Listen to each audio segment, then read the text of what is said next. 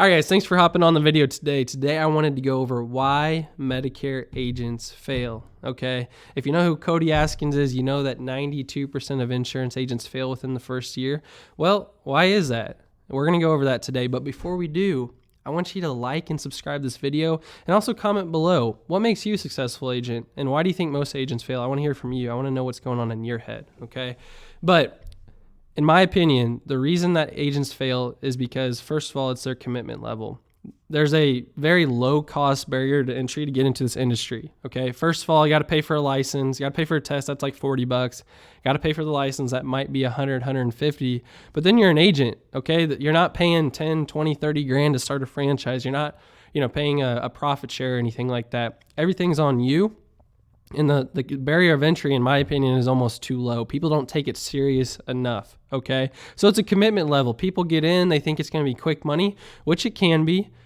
But when it's quick money, they make a lot of money and then they tend to fall off. It's all about the long game in insurance. So it's got to be a commitment level. Hey, if something doesn't work, we're going to figure it out. Hey, if the marketing doesn't turn a good ROI, guess what? We're going to do more. We're going to get better. We're going to get better at sales. We're going to get better at marketing.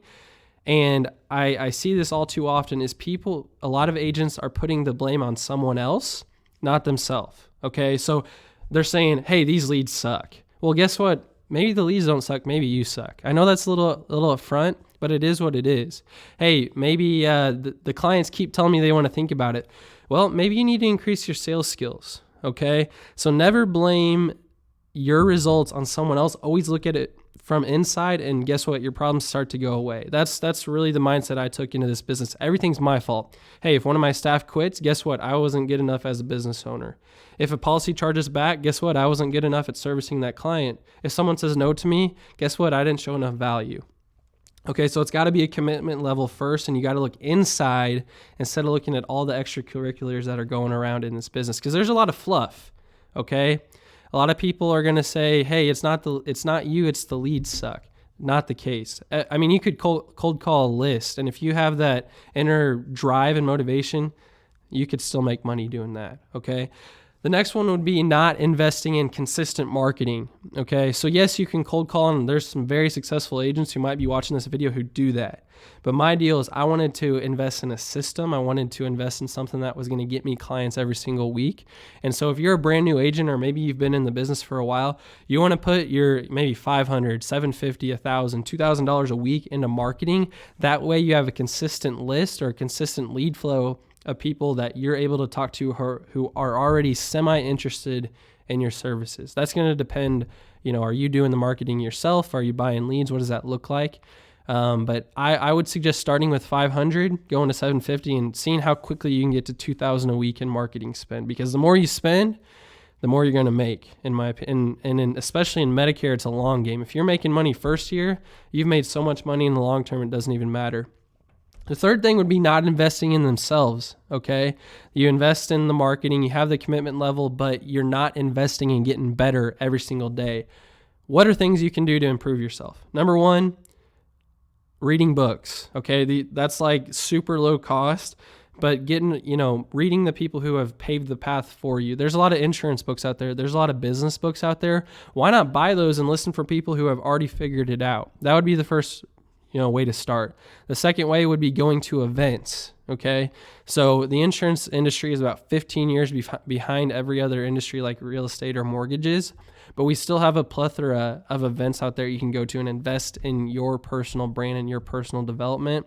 And then the third, and I think the most advanced and most important, would be investing in specific mentors, okay? Find someone in your industry who's done what you want to do, and go to them and say, hey, maybe they already have a mentorship program. We'll join it, but maybe they don't. And you want to get to where they're at, go to them and say, how much would it cost? How much would it cost for you to spend 2 hours a week? How much would it cost for you to spend 10 hours a month with me and teach me what you have already figured out? I would do that. Maybe you're in the final expense space. Maybe you want to build a call center. Go to a call center owner and ask them what it would take. I almost guarantee they would do it for free, but in my opinion, you want to pay them for your time. But a lot of people are very giving in this industry. I know I've had a ton of luck with people pouring into me, even if they had no financial interest in helping me. And so Most people are going to be willing to help you no matter who they are. All right. And then the final reason is not sticking around long enough. As you guys know, in Medicare, if you can get really through the first 9 months, there's no reason you shouldn't be able to stay in this business for 30 or 40 years. But a lot of people, their first week or their first month, maybe they don't do well on the phones. Maybe it's not the leads at that point. Maybe their sales ability isn't where it needs to be.